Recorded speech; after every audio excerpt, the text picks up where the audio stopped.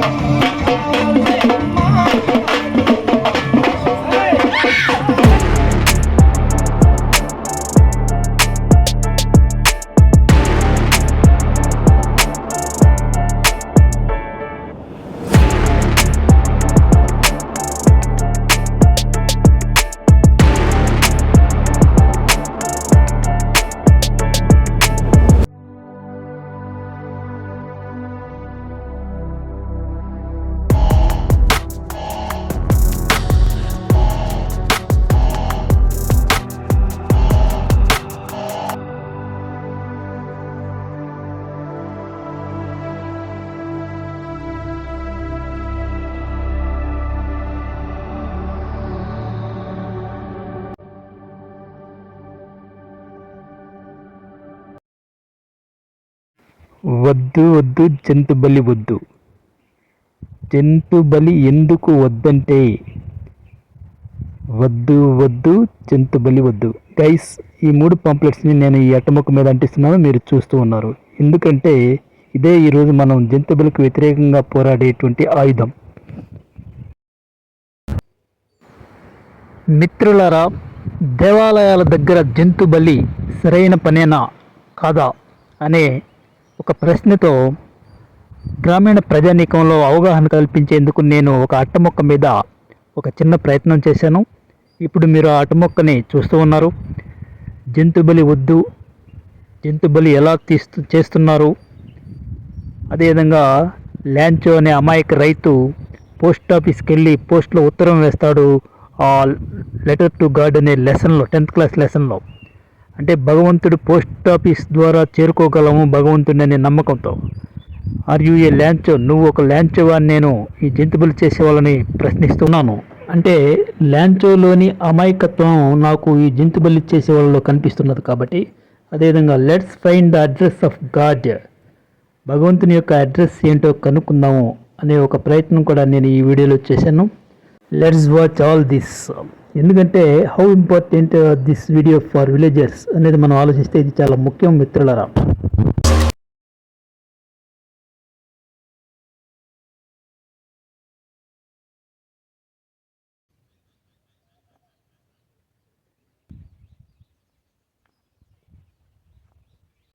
Look guys, మనకి ఒక సినిమాలో బాలకృష్ణ గారి డైలాగ్ ఒకటి ఉంది, ఒకవైపే చూడు రెండో వైపు చూస్తే తట్టుకోలేవు, చూడు ఒకవైపే చూడు.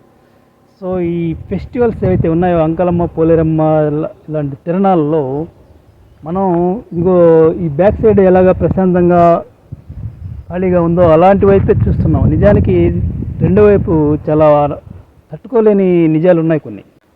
Let's take a glance another side of this festivals. ఈ ఉత్సవాలకి, ఈ ఫెస్టివల్స్కి రెండో వైపు ఎలా ఉందో ఈరోజు ఈ వీడియోలో చూద్దాం.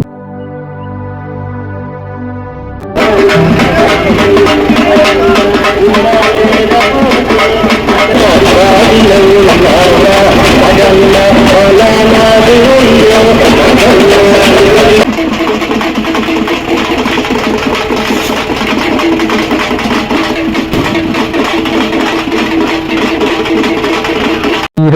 వీడియోలో మన గుండెమడకల గ్రామంలో ఈ యానిమల్ సాక్రిఫైజింగ్ జంతు బలి అనే మూఢనమ్మకం మీద ప్రజలు ఎలాంటి అభిప్రాయాలను కలిగి ఉన్నారో కనుక్కుందాం. ఓకే, ఇప్పుడు మనం ఈ గ్రామంలో అడుగు పెడదాం.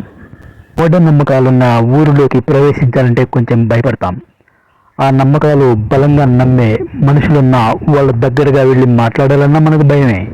ఎందుకంటే అవి భయంకరమైన మూఢనమ్మకాలు కాబట్టి.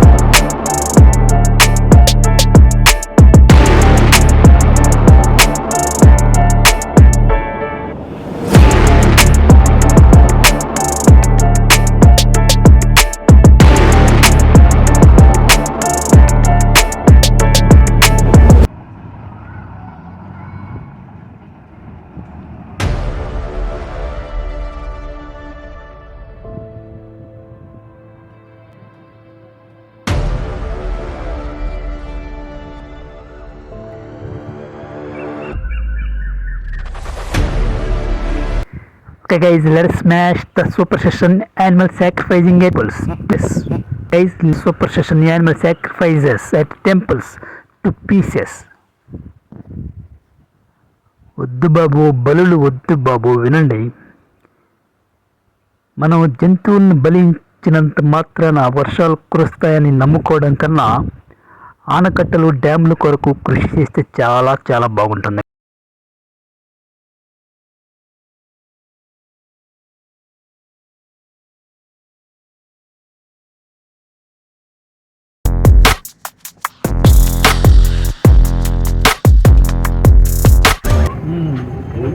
ఇప్పుడు మనకి జగన్మాత అంటే జగత్తుకి మాత జగన్మాత అంటే ఈ జగత్తులో ప్రాణులన్నీ కూడా ఆ జగన్మాతకి బిడ్డలు.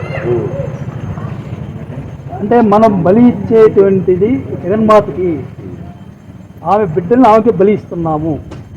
ఇది సరైన పనేనా అని మేధావులు ప్రశ్నిస్తున్నారు. అంటే ఏ దేవత కూడా బిడ్డల్ని బలి తీసుకునేటువంటి సంప్రదాయం మన హిందూ మతంలో లేదు. అందుకని దేవాలయాలలో బలులు ఇవ్వడం అనేది కరెక్ట్ కాదు. మిత్రులారా, కొంతమంది మనం కోసిన తర్వాత తింటున్నాం కాబట్టి ఒక కారణం ఉంది. ఇక్కడ బలి అనేటువంటిది కారణం లేకుండా ఏం జరగటం లేదు, మనం తింటున్నాము అని అంటున్నారు. తినేదానికి మనం బలి ఇస్తున్నామా? అయితే దేవాలయాలు ఏమైనా మాంసం కోట్ల. రెండోది, మనం వర్షాల కోసం జంతువులను బలి ఇస్తున్నాము అంటున్నారు. వర్షాల కోసం జంతువులను బలి ఇవ్వటం అంటే మరి ఆ మాంసం మనం తింటున్నాం కదా. కోసిన వర్షాల గురించి ఆనకట్టలు కట్టే ఇంజనీర్ల అమాయకులు, కోట్ల రూపాయలు డబ్బులు వెచ్చించడం అమాయకత్వం, ఏది కరెక్ట్? కాబట్టి జంతు బలులు ఆపండి అనేది కొంతమంది వాదన.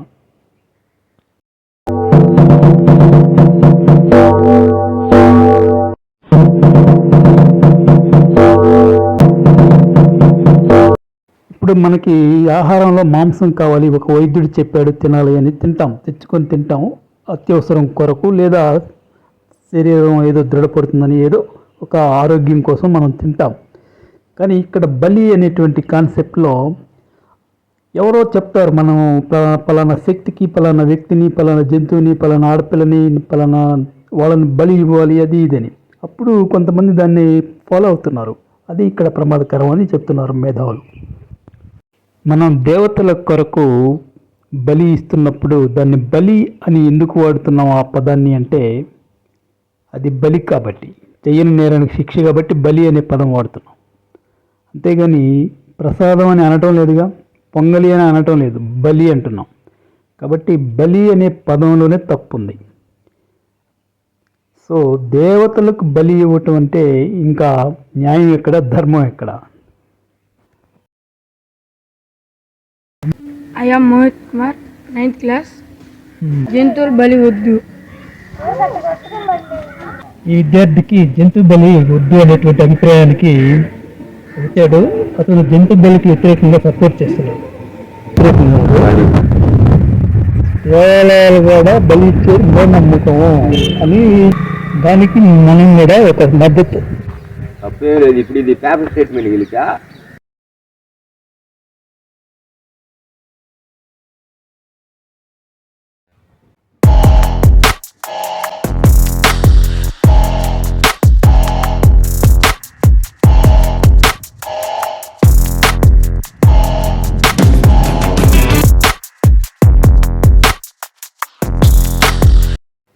మిత్రులరా, నేను నా పాంప్లెట్లో ఈరోజు మానవుడు చంద్రమండలం మీద అడుగు పెట్టడానికి కారణం సైన్సు, ఆ సైన్స్కి ఆధారమైనది రీజన్ కారణం అని నేను ఈ పాంప్లెట్స్లో రాశాను.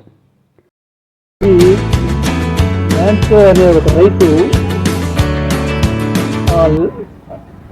భగవంతుడికి ఒక లేఖ రాస్తూ, లేఖ మీద భగవంతుడికి అని రాసి పోస్ట్లో వేస్తాడు ఒక రైతు, ల్యాంచో అనే రైతు. అప్పుడు భగవంతుడు ఆ లేఖను చదివి తనకి సహాయం చేస్తాడని ఆ రైతు నమ్మకం. ఆయన ఎందుకు భగవంతుడికి లెటర్ రాసిందంటే, తన పంట నష్టాన్ని భగవంతుడు చదివి ఆ సమస్యను పరిష్కరిస్తాడు అనే ఆలోచనతో ఈ ల్యాంకో అనే రైతు పోస్ట్ ఆఫీస్కి వెళ్ళి లెటర్ పోస్ట్ డబ్బాలో పోస్ట్ చేస్తాడు. దాన్ని పోస్ట్ ఆఫీస్ అధికారులు చదివి అతనికి తలా అంతా విరాళాలు వసూలు చేసి మళ్ళీ మనీ ఆర్డర్ పోస్టులు పంపిస్తారు. అంటే భగవంతుడు మీద ఉండే నమ్మకం, ఆ నమ్మకంలోనే భగవంతుడు ఉంటాడు. వద్దు వద్దు జంతు బలి వద్దు. ఆలయాలు మాంసపు కొట్లు కాదు, ఆలయాలు మాంసపు కొట్లు కాదు. వద్దు వద్దు జంతు బలి వద్దు. ఓకే.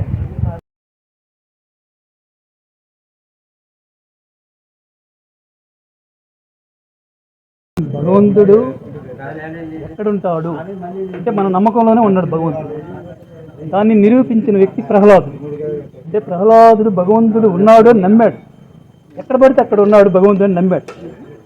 చివరికి ఈ స్తంభంలో భగవంతుడు ఉన్నాడు అంటే ఉన్నాడు అన్నాడు. అలాగే భగవంతుడు ఎక్కడ ఉన్నాడో తెలియక ఈ ల్యాంచో అనే రైతుకి ఉత్తరం పోస్టులో వేసినటువంటి పాఠం మన 10వ తరగతి ఇంగ్లీష్లో ఉంది ఈరోజు. అదేవిధంగా భగవంతుడికి మనం బలి ఇచ్చినటువంటి మాంస రక్తాలని తింటాడు అనే నమ్మకం కూడా కరెక్ట్ కాదు అనేటువంటిది మనం గ్రహించాలి. అయితే ఈ రైతుకి తన నమ్మకం ఏదైతే ఉందో భగవంతుడు ఉన్నాడు ఎక్కడో ఒక చోట అనే నమ్మకాన్ని మనం సమర్థించాలి. ఎక్కడో సమ్వేర్ ఒక చోట భగవంతుడు ఉన్నాడు. ఆ భగవంతుడు ఎక్కడ ఉన్నాడు అంటే ఎక్కడైనా ఉన్నాడు అనే నమ్మకం మంచిదే. భగవంతుడు లేడు అనే నమ్మకం కన్నా భగవంతుడు ఉన్నాడు అనే నమ్మకం మంచిదే. కానీ ఎక్కడ ఉన్నాడు అంటే మన నమ్మకంలో ఉంటాడు. నమ్మకం లేకుండా ఎవరో మనకి సహాయం చేస్తారనుకోవడం కరెక్ట్ కాదు.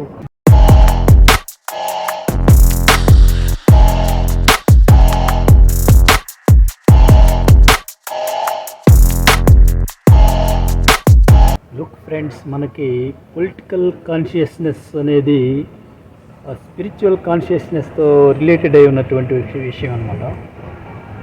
స్పిరిచువల్ కాన్షియస్నెస్ లేకుండా పొలిటికల్ కాన్షియస్నెస్ అనేది అది impossible. Dear friends, we have enough political consciousness. మన ప్రజల్లో కావలసినంత రాజకీయ చైతన్యం ఉందేమో అని అనిపిస్తుంది ఇలాంటి దండాలు విగ్రహాలు చూసినప్పుడు. కానీ రిలీజియస్ కాన్షియస్నెస్, స్పిరిచువల్ కాన్షియస్నెస్ అనేది చాలా చాలా తక్కువగా ఉన్నట్టుగా మనకి గ్రామాల్లో ఉండే మూఢ నమ్మకాలని, సూపర్ స్టిషియస్ని అబ్జర్వ్ చేస్తే ఖచ్చితంగా ఈ విషయం మనకు అర్థమవుతుంది. ఎంతమంది లాంచర్లు ఉంటారు ప్రతి విలేజ్లో అంటే చాలామంది ఉన్నారు. చూడండి, మనిషి చనిపోయినప్పుడు డబ్బులు చల్లుతున్నారు రోడ్ల మీద. అంటే డబ్బులు ఎందుకు చల్లాలి, వాటి విలువ ఏంటి అనేది తెలియనటువంటి మూఢనమ్మకం. కొంతమంది పూలు చల్లుతూ ఉన్నారు. ఆ పూలు రోడ్ల మీద ఎందుకు చల్లాలో తెలియనటువంటి మూఢనమ్మకం. విద్యార్థులకైతే ఒకవైపు మూఢనమ్మకాలు, ఒకవైపు పాఠాలు. ఇప్పుడు ఒక వ్యక్తి నేను 2 మేకపోతుల్ని బలి ఇచ్చాను, మరో వ్యక్తి నేను 4 మేకపోతుల్ని బలి ఇచ్చాను అని అంటూ ఉంటారు. ఏమైనా మేకపోతులు ఏమైనా మీరు సృష్టించారా ఈ భూమి మీద? అవి భగవంతుడు సృష్టించాడు. అవసరమైతే ఆయన స్వయంగా తీసుకుంటాడు తనకి ఏం కావాలో దాన్ని. ఇప్పుడు మీరు బలి ఇవ్వటానికి మీరెవరండి మధ్యలో అనే ప్రశ్న కూడా వస్తుంది. కాబట్టి ఇదంతా మాంసాహార వ్యాపారానికి ప్రచారంగా కూడా చెప్పుకోవచ్చు ఈ బలులు అనేది.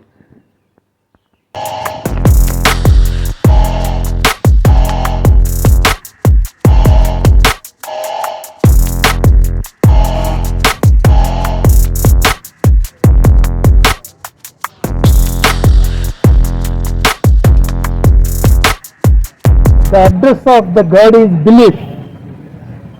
భగవంతుడు మన నమ్మకంలో ఉన్నాడు. మనకి ప్రహ్లాదుడు భగవంతుడు ఉన్నాడని నమ్ముకున్నప్పుడు ఎక్కడైనా ఉంటాడంటే ఉన్నాడు. నరసింహస్వామి చరిత్ర మనకు తెలిసిందే. కాబట్టి భగవంతుడి అడ్రస్ ఏంటంటే మొట్టమొదటిది నమ్మకం, బిలీఫ్. భగవంతుడి అడ్రస్ రెండోది సర్వీస్, సేవ.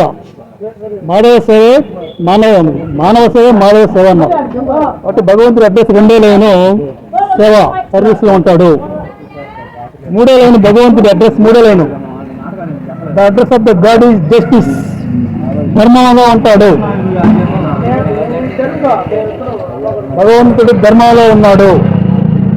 భగవంతుడు ధర్మంలో ఉంటాడు, సర్వీస్ సేవలో ఉంటాడు, నమ్మకం బిలీఫ్లో ఉంటాడు. ఇది భగవంతుడి అడ్రస్. అంతేగాని మన పోస్ట్ ఆఫీస్ దగ్గరికి వెళ్ళి పోస్ట్ పత్రాలు రాసి వస్తే భగవంతుడు మనకి దొరకడు. మిత్రులారా, ఈ గ్రామంలో లేదంటే ఏ పల్లెటూరులోనైనా వెరీ ఇంపార్టెంట్ పర్సన్స్ అంటే చాలా ముఖ్యమైన వాళ్ళు విఐపీలు అంటుంటారు. జనరల్గా సిటీస్లో అయితే బాగా డబ్బు ఉన్న వాళ్ళని విఐపీలు అంటాం. అంటే వెరీ ఇంపార్టెంట్ పర్సన్ అని విఐపి. ఈ పల్లెటూళ్ళల్లో వెరీ ఇంపార్టెంట్ పర్సన్స్ ఎవరంటే మూఢనమ్మకాలను వ్యతిరేకించే వాళ్ళనిగా నేను చెప్తున్నాను నా అభిప్రాయంలో. అది ఏదైనా కావచ్చు, జంతు బలి కావచ్చు, లేదంటే ఒంట్లోకి దెయ్యాలు రావడం కావచ్చు, శవాల మీద చాలా చాలా లాట్స్ ఆఫ్ ఫ్లవర్స్ పూలు వెళుతూ ఉంటారు, అది కూడా మూఢనమ్మకమే. అంతేకాకుండా డబ్బులు వెళుతూ ఉంటారు, అది కూడా మూఢనమ్మకమే. కాబట్టి ఇలాంటి మూఢనమ్మకాలకి వ్యతిరేకంగా పనిచేసే వాళ్ళందరూ విఐపీలు ఇలాంటి పల్లెటూళ్ళల్లో. మిగతా వాళ్ళందరూ ఎవరు అంటే అందరూ కాదు, కానీ ఈ మూఢనమ్మకాలని నమ్మే వాళ్ళని మాత్రం మిగతా వాళ్ళందరూ ల్యాంచోలే. ఇదిగో ఇక్కడ మనకి ఫోటోలో కనిపిస్తున్నటువంటి ల్యాంచోలు అనమాట. ఈ ల్యాంచో నేను దేవుడికి 100 పైసలు కావాలని లెటర్ రాశాను, నాకు 70 పైసలు పంపించాడు దేవుడని. ఆ 70 పైసలు ఎవరు పంపించింది తెలియక వాళ్ళని తిడుతూ మళ్ళీ దేవుడికి 2సారి లెటర్ రాస్తారు. అంటే అదంతా అమాయకత్వం. దేవుడి పేరు మీద జాబు రాసి పోస్టులో వేస్తే పోస్ట్ ఆఫీస్ అధికారులు ఆ లెటర్ చదివి 70 పైసలు చందాలు వసూలు చేసి పంపిస్తే ఆ 70 పైసలు కాదు, నేను రాసింది 100 పైసలకి రాశాను లెటర్ దేవుడికి, 30 పైసలు పోస్ట్ ఆఫీస్ అధికారులు తిన్నారని చెప్పి. సో ఇలాంటివంతా కూడా మూఢనమ్మకాలు నమ్మే అమాయక ల్యాంచోల కథలు.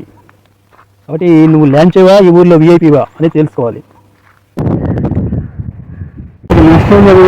సెలవులు పెంచండి, తెలుస్తుంది ఏ ఆరోగ్యం ఏది అనారోగ్యం సెలవుగా పెంచండి.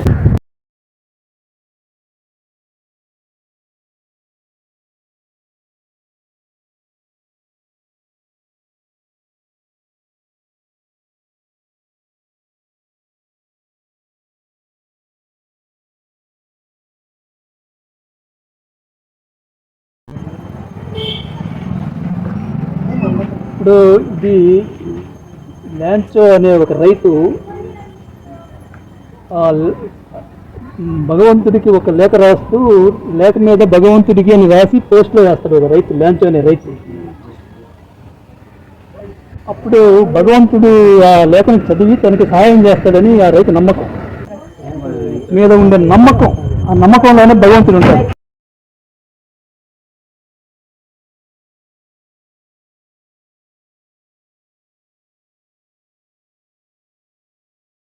ఓకే.